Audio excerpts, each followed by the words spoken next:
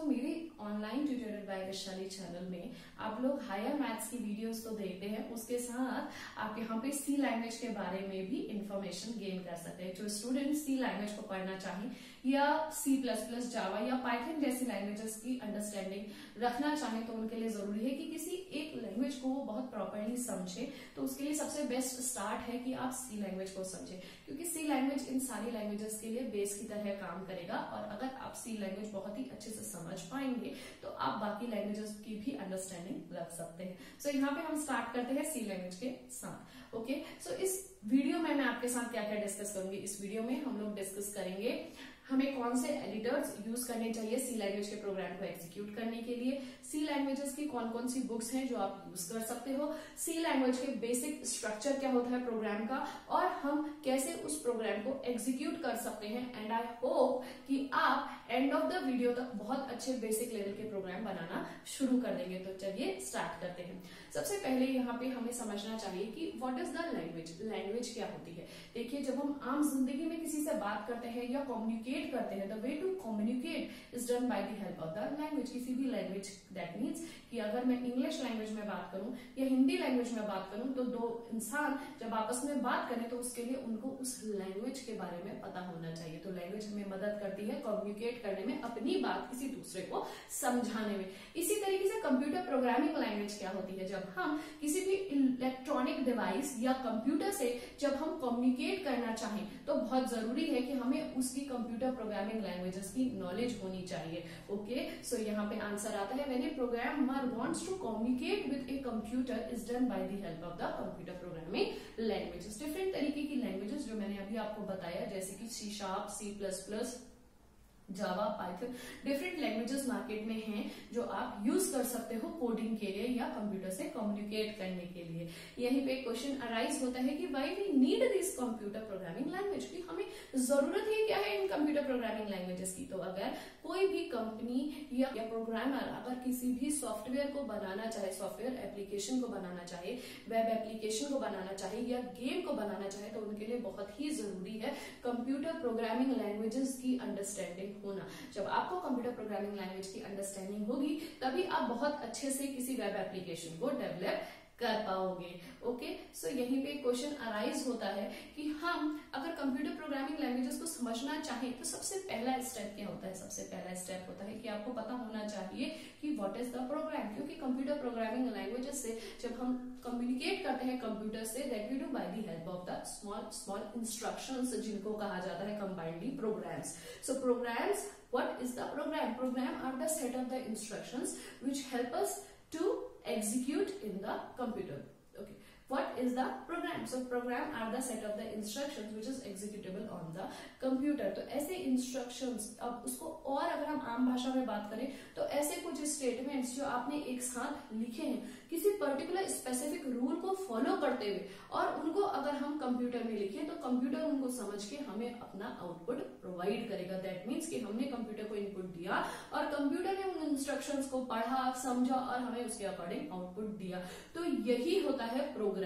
Programme क्या होता है? सेट ऑफ द इंस्ट्रक्शंस जो हम कंप्यूटर में एग्जीक्यूट करते हैं। अब इसके बाद आपके दिमाग में ये बात आएगी कि हम इंस्ट्रक्शंस कैसे लिख सकते हैं कंप्यूटर में, मतलब प्रोग्राम हम कैसे लिख सकते हैं। तो एक बहुत ही इंपॉर्टेंट क्वेश्चन होता है, that is what is the syntax. Syntax means वो rules, okay, set of the rules जो हमें बताते हैं कि किसी भी पर्टिकुलर प्रोग्रामिंग लैंग्वेज में कैसे प्रोग्राम को लिखा जाता है। तो set of the rules which help us to understand a particular programming language is the syntax. So जैसे डिफरेंट लैंग्वेजेस हैं, आप ले सकते हो C लैंग्वेज है, C++ लैंग्वेज है, जावा है, पाइथन है। तो सारी लैंग्वेजेस का मैंने कहा जैसे C बेस है, लेकिन हर एक लैंग्वेज का अपना खुद का सिंटैक्स होता है। अगर आपको किसी भी पर्टिकुलर लैंग्वेज में प्रोग्राम लिखना है तो आपको समझना है तो आपको उसके सिंटैक्स की पूरी नॉलेज होनी चाहिए। ओके, यहीं पे हम स्टार्ट करते हैं कि अगर हम सी लैंग्वेज में एक बेसिक स्ट्रक्चर प्रोग्राम का लिखना चाहें, सी प्रोग्रामिंग लैंग्वेज में सी प्रोग्राम का अगर हम एक बेसिक स्ट्रक्चर लिखना चाहें तो कैसे लिख सकते हैं? तो यहाँ पे सी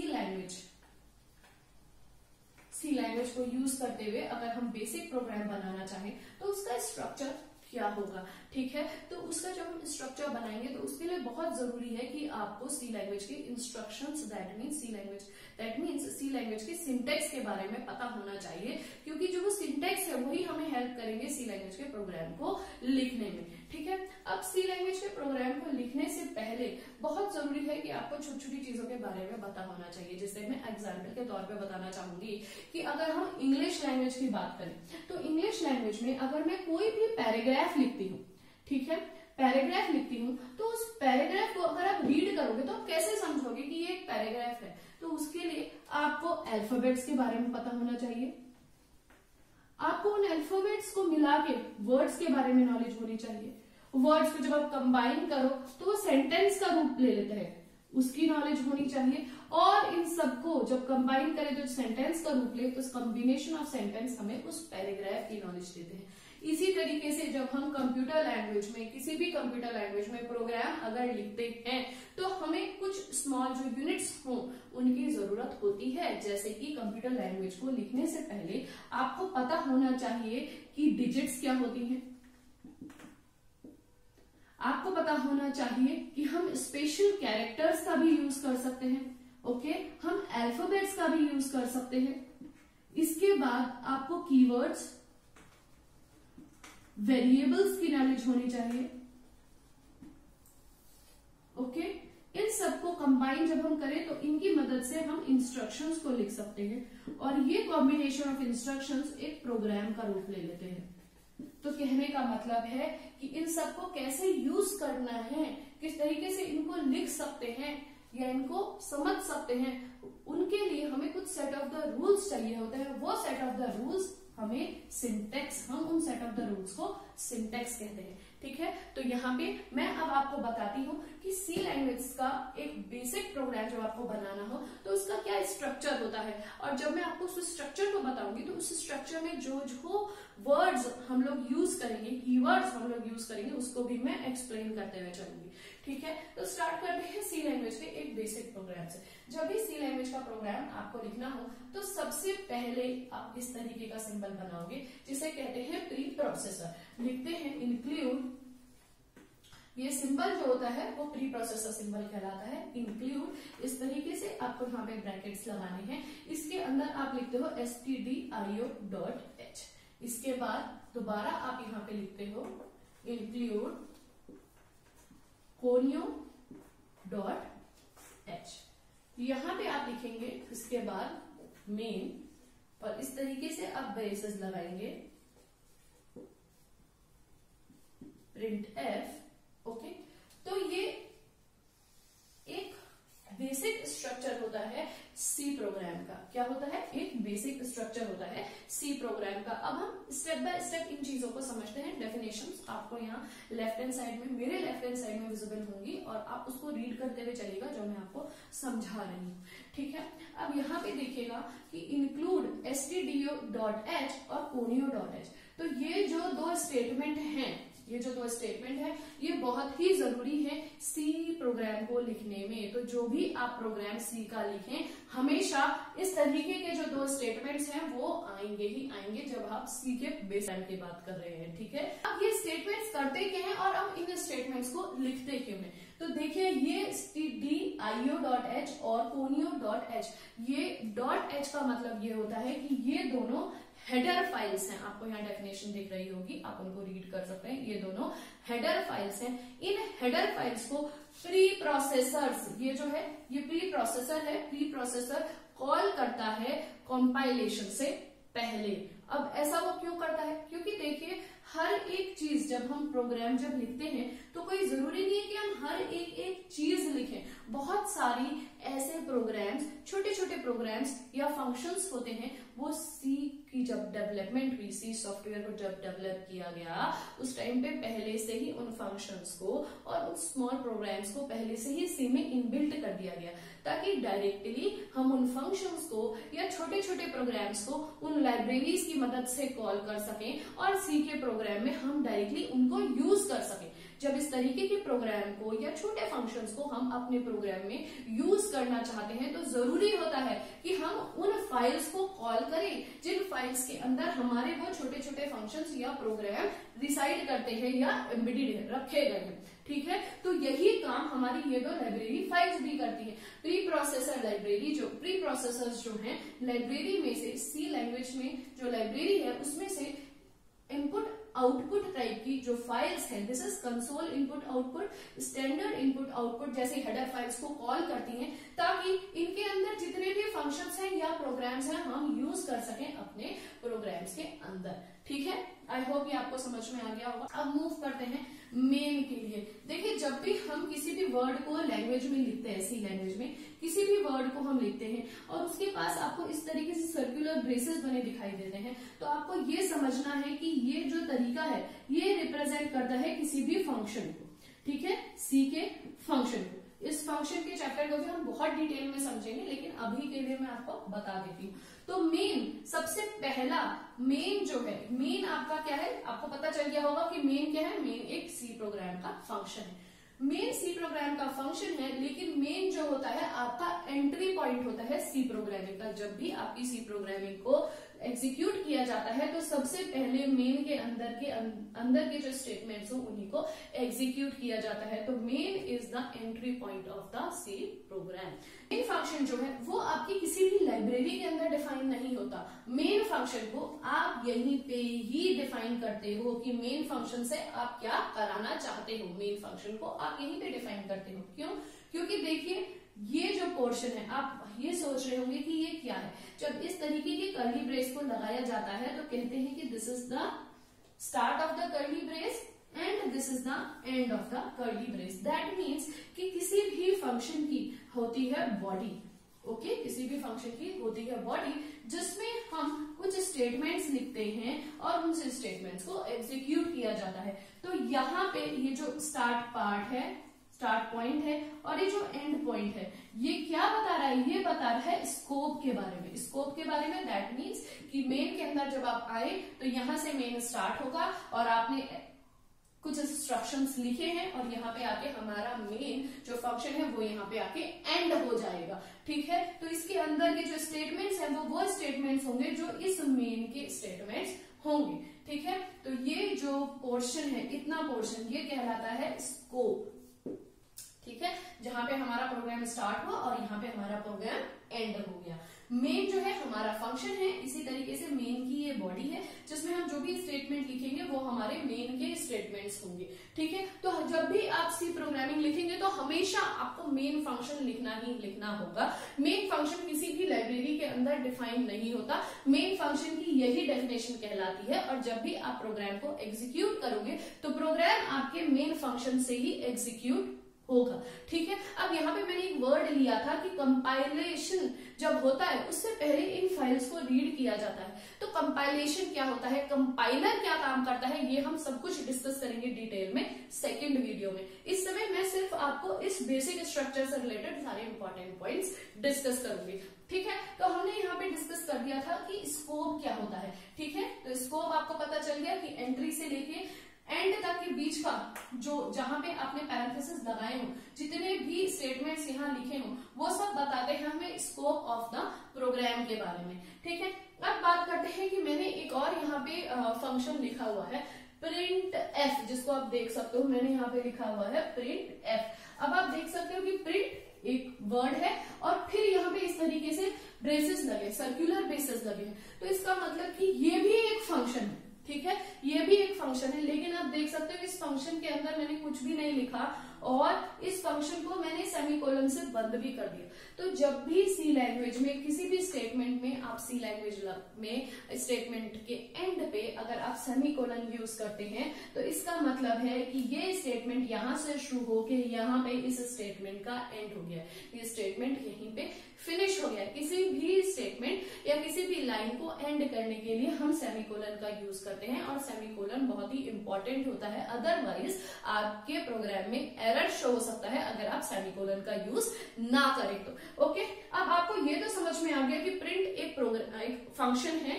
ठीक है, जिसको हमने इस तरीके से लिखा और उस फंक्शन को हमने यहाँ पे क्लोज कर दिया। अब प्रिंट एफ की बॉडी कहाँ है मैम? प्रिंट एफ के अंदर हमने क्या स्टेटमेंट्स लिखे? आप खुद से ये क्वेश्चन पूछ सकते हो, जैसे कि मैंने बताया कि मेन के ये स्टेटमेंट्स हैं, तो प्रिंट एफ के स्टेटमेंट्स कहाँ है? प्रिंट एफ को हमने कहाँ डिफाइन किया? तो प्रिंट एफ को हमने कहाँ डिफाइन किया और प्रिंट एफ हम क्यों यूज करते हैं, ये दो क्वेश्चन अराइज होते हैं। देखिए printf जैसे जो फंक्शन है वो हमारे stdio.h लाइब्रेरी के अंदर डिफाइन होते हैं, क्योंकि इसका नाम होता है standard input output header file. तो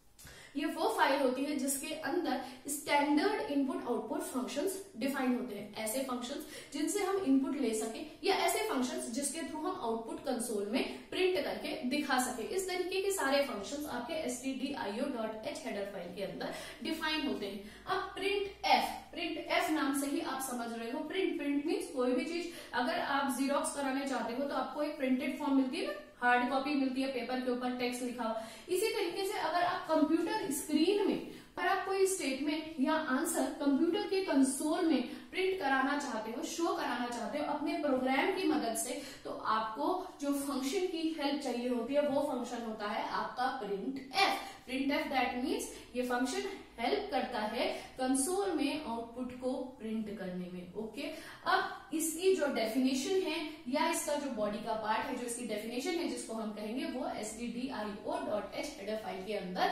डिफाइन है। और क्योंकि हमने हेडर फाइल को यहाँ पे कॉल किया है तो हम डायरेक्टली इस फंक्शन को यहाँ पे यूज कर सकते हैं। अब आई थिंक आपको समझ में आया होगा कि हेडर फाइल्स क्यों लिखी जाती हैं और कैसे हम डायरेक्टली उनके अंदर के फंक्शंस को यहाँ पे यूज कर सकते हैं।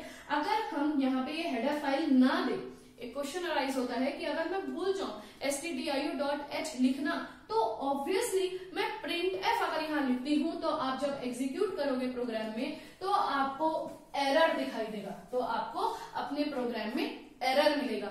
इसीलिए बहुत ही जरूरी होता है उन हेडर फाइल्स को इंक्लूड करना जिनके अंदर के फंक्शंस आप अपने प्रोग्राम के अंदर यूज करने वाले हैं। इसी तरीके से जब हम प्रोग्राम आगे बनाएंगे तो मैं आपको बताऊंगी कि और भी बहुत सारे फंक्शंस हैं जो बेसिक प्रोग्राम में हम लोग यूज करते हैं, जैसे कि स्कैन एफ जो होता है जस्ट का जो काम होता है जस्ट प्रिंट एफ के अपोजिट होता है। स्कैन एफ मदद करता है किसी भी यूजर से इनपुट को एक्सेप्ट करने में, जबकि प्रिंट एफ का मतलब होता है कि आउटपुट को प्रिंट करने में। तो स्कैन एफ क्योंकि इनपुट एक्सेप्ट करने का काम करता है तो इनपुट फंक्शन की कैटेगरी में आया। इनपुट फंक्शन हुआ तो स्कैन एफ जैसे फंक्शन भी आपके stdio.h हेडर फाइल्स के अंदर ही लिखे गए होते हैं। ठीक है, तो प्रिंट एफ स्कैन एफ जैसे फंक्शंस को अगर हम डायरेक्टली अपने प्रोग्राम में यूज करना चाहते हैं तो बहुत ही जरूरी है कि हम हेडर फाइल्स stdio.h को अपने प्रोग्राम के अंदर यूज करें या उनको यहाँ पे पहले से ही हम लिख दें। ठीक है, अब बात आती है conio.h मैंने क्यों लिखा। conio.h जो हेडर फाइल होती है उसको कहते हैं कंसोल इनपुट आउटपुट फाइल। तो इसका मतलब ये ऐसी फाइल है जिसके अंदर बहुत सारे ऐसे फंक्शंस हैं जो कंसोल से रिलेटेड काम करते हैं। कंसोल मतलब जो डेस्कटॉप की स्क्रीन होती है उससे काम करते हैं, उसके लिए वर्क करते हैं। ठीक है, अगर मैं आपको एग्जाम्पल के तौर पे यहाँ पे बताना चाहूंगी कि अगर हम चाहें कि हमारे कंसोल में हमने पहले अपनी जो स्क्रीन थी यहाँ पे अगर मैंने कुछ एबीसी लिखा है और मैं चाहूं कि नेक्स्ट प्रोग्राम में ये एबीसी दिखाई ना दे या कंप्यूटर के इंस्ट्रक्शंस इसको मेमोरी से ना उठाए, तो बहुत ही जरूरी है कि मैं हर एक प्रोग्राम को एग्जीक्यूट करने से पहले अपनी कंप्यूटर की जो स्क्रीन है उसको क्लीन करते हुए चलूं। तो उसके लिए जो फंक्शन हम लोग यूज करते हैं वो एक बहुत ही कॉमन फंक्शन है जिसको हम कहते हैं CLR. ठीक है, क्लियर स्क्रीन फंक्शन। अब ये जो क्लियर स्क्रीन फंक्शन है इसके लिए भी हम एक भी स्टेटमेंट नहीं लिखते, डायरेक्टली इस फंक्शन को कॉल करते हैं और सेमीकोलन से इस फंक्शन को वहीं पे क्लोज कर देते हैं। दैट मीन्स उसके आगे हम कुछ नहीं लिखते। तो इस जैसे जो CLR SCR जैसे फंक्शन है या गेट कैरेक्टर जैसे जो फंक्शन है, इन फंक्शंस को हम यूज करते हैं लेकिन हम उनको कॉल करते हैं conio.h हेडर फाइल से। conio.h हेडर फाइल में इस तरीके के फंक्शंस को लिखा गया है जिनको हम डायरेक्टली यूज करते हैं जब स्क्रीन को क्लियर करना हो, किसी भी आउटपुट को प्रिंट कराने से पहले। तो CLR SCR जैसे फंक्शंस को हम यूज करते हैं।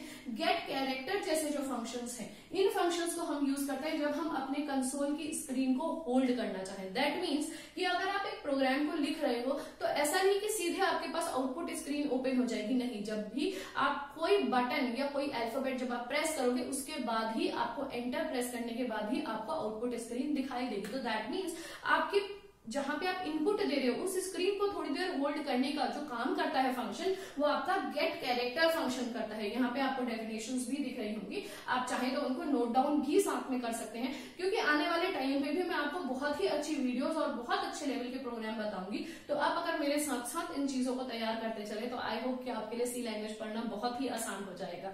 ठीक है, तो गेट कैरेक्टर जैसे फंक्शंस को हम यूज करते हैं। तो आई होप आपको यहाँ समझ में आया होगा कि इन हेडर फाइल्स की कितनी इंपॉर्टेंस है और इनको हम क्यों यूज करते हैं। ठीक है, एक बेसिक स्ट्रक्चर मैंने आपके लिए बना दिया है। अब हमने क्योंकि यहाँ पे समझ लिया कि बेसिक स्ट्रक्चर क्या होता है प्रोग्राम का, तो प्रोग्राम के स्ट्रक्चर को मैंने आपको बताया। इस तरीके के और भी कुछ बेसिक प्रोग्राम अब हम बना के देखते हैं, और जब मैं उन प्रोग्राम को बनाऊंगी, एग्जीक्यूट करूंगी, तो साथ में मैं आपको फिर से एक बार इन डेफिनेशंस के बारे में जरूर बताऊंगी। तो चलिए अब चलते हैं मेरी कंप्यूटर स्क्रीन पर। हेलो स्टूडेंट्स, हम लोग आ गए हैं मेरी कंप्यूटर स्क्रीन में। आप देख सकते हो यहाँ पे ये है आइकन टर्बो C++ का। इसको आप जब डबल क्लिक करेंगे तो ये ओपन हो जाएगा। ओके, तो यहाँ टर्बो C++ का देखिए ये पेज डिस्प्ले हो रहा है, जिसमें बॉटम में लिखा है स्टार्ट टर्बो C++। इसको आपको सिंगल क्लिक करना है, तो ये प्रोसेस है एडिटर ओपन होने का। ठीक है, ये एडिटर ओपन हो गया है। आप देख सकते हो यहाँ पे बहुत सारे टैब्स प्रोवाइड किए गए हैं। सबसे पहला है फाइल को जब क्लिक करोगे तो फाइल मेन्यू खुल जाएगा। इसके अंदर देखिए बहुत सारे ऑप्शंस हैं, जैसे आप देख सकते हो। सबसे पहला ऑप्शन है न्यू, तो हम न्यू में क्लिक कर देते हैं। ठीक है, क्योंकि मेरे में ऑलरेडी न्यू में कोई पुराना प्रोग्राम उठा रहा है, तो फिर मैं न्यू क्लिक करूंगी तो ये न्यू पेज ओपन हो जाएगा। आप देख सकते हो कि हमें पूरी स्क्रीन यहाँ पे नहीं दिखाई दे रही है, तो हम इसी तरीके से विंडो टैब में जाएंगे। देखिए ये सेकंड लास्ट टैब है विंडो, इसको क्लिक करेंगे तो इसमें जूम के ऑप्शन में हम क्लिक करेंगे तो इस तरीके से पूरी स्क्रीन हमारे लिए खुल जाएगी टाइपिंग के लिए। अब जो आपका ये स्क्रीन आपको प्रोवाइड की गई है टाइपिंग एरिया, आप देख सकते हो कि लेफ्ट साइड में कॉर्नर में स्टार्ट में आपको ये ब्लिंक करता हुआ कर्सर दिख रहा है। आप यहीं से टाइपिंग स्टार्ट करेंगे। अब मैं टाइपिंग स्टार्ट कर रही हूँ, तो देखिए सबसे पहले लिखा hash include. Okay, hash include. अब यहाँ पे एंगुलर ब्रेसेस ओपन किया, stdio.h, इस तरीके से इसको क्लोज कर दिया। फिर दोबारा से आप लिखोगे तो लिखोगे इंक्लूड। Okay, include. फिर हम कोनियो फाइल को, हेडर फाइल को कॉल करेंगे। इस तरीके से हमने इन दोनों फाइल्स को कॉल किया है। अब आपको यहाँ ये देखना है कि आप कोई स्पेलिंग मिस्टेक ना करें, एक्स्ट्रा स्पेस ना दें और टाइपिंग में कोई मिस्टेक ना हो। अब इसके बाद हमें देखिए मेन प्रोग्राम को लिखना है, तो मेन प्रोग्राम को लिखना है, तो हम यहाँ टाइप करेंगे void, void, void, स्पेस दिया है मैंने और लिखा है main।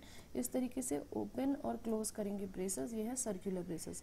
एंटर करेंगे, अब यहाँ स्पेस देंगे, अब पैरेंथेसिस लगाएंगे। ठीक है, ये ब्रेसेस हमने ओपन कर दिए। This is called as the scope of your function, मैंने आपको बताया था। तो स्कोप ओपन हो गया है फंक्शन का, इसके अंदर हम स्टेटमेंट्स टाइप कर सकते हैं। सबसे पहला जो फंक्शन मैं लिखूंगी CLR SCR, ये फंक्शन होगा। इसका मतलब अगर कुछ भी एक्स्ट्रा मेरे डेस्कटॉप स्क्रीन पे, दैट मीन्स जो आउटपुट वाली स्क्रीन है उसमें डिस्प्ले होगा तो वो हट जाएगा। इस फंक्शन का यही काम होता है। ठीक है, तो स्पेलिंग आप इस तरीके से ठीक कर सकते हैं। अब यहाँ देखिए ये जो होता है, इस तरीके से बैकवर्ड स्लैश आप टाइप करेंगे तो इसका मतलब मैं कुछ भी स्टेटमेंट लिख सकती हूँ। तो मैं यहाँ लिखना चाह रही हूँ कि function of conio.h header file, ये फंक्शन conio.h हेडर फाइल का है। अब ये क्यों लगाया मैंने यहाँ कमेंट, ये इसलिए ताकि आप इसको रीड कर सकें और समझ सकें कि ये जो है conio.h हेडर फाइल का फंक्शन है क्लियर स्क्रीन। अब ये जो कमेंट है, ये कमेंट कर देगा इस लाइन को, सिर्फ आपको रीडेबिलिटी बढ़ाएगा, ना ये कुछ आपको आउटपुट प्रोवाइड करेगा, ना ये कंपाइल होगा। ठीक है, इसको भी हम लेटर ऑन डिस्कस करेंगे। अब इसके बाद नेक्स्ट फंक्शन हम लिखेंगे प्रिंट का, जिससे हम प्रिंट कराएंगे अपने कंसोल की स्क्रीन पे। तो प्रिंट f आएगा, ओपन करिए, इस तरीके से ओपन ब्रेसेस लगेंगे। अब देखिए यहाँ पे डबल कोट्स लगेंगे। कोई भी स्टेटमेंट अगर प्रिंट एफ के अंदर लिखा जाता है तो डबल कोट्स के अंदर ही आता है, ताकि वो स्टेटमेंट माना जाए। ठीक है, तो डबल कोट बहुत ही ज़रूरी है। मैं यहाँ पे लिखूँगी हेलो स्टूडेंट्स, आप देख सकते हो।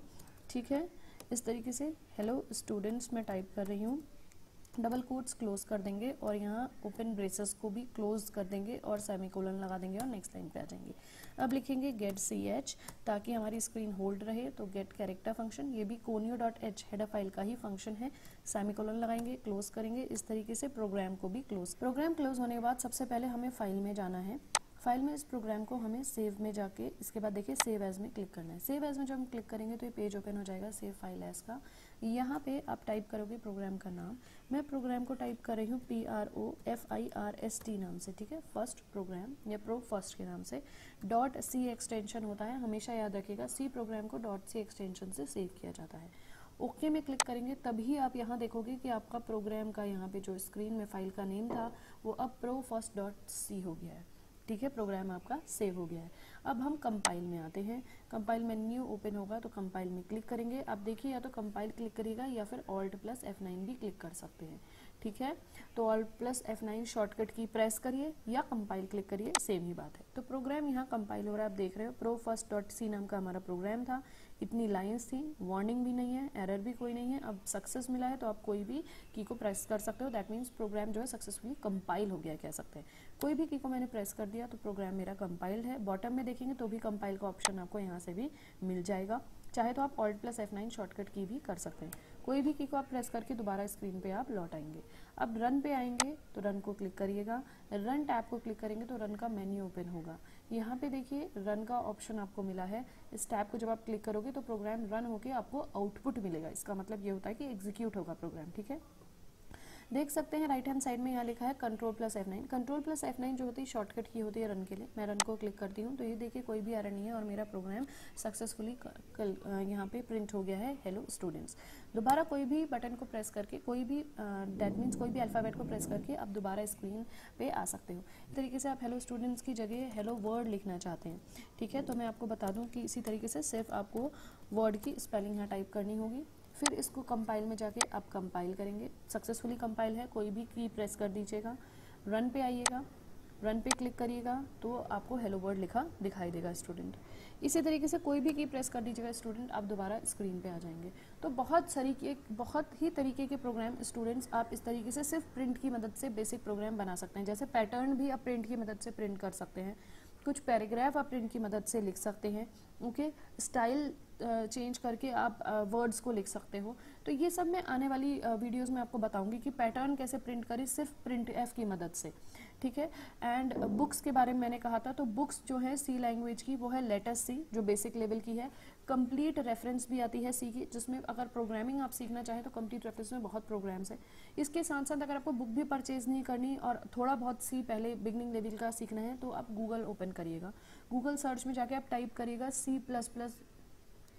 सी ट्यूटोरियल या सी PDF आप डालेंगे तो बहुत सारी PDFs आपको वहाँ पे या सी के ट्यूटोरियल्स मिल जाएंगे।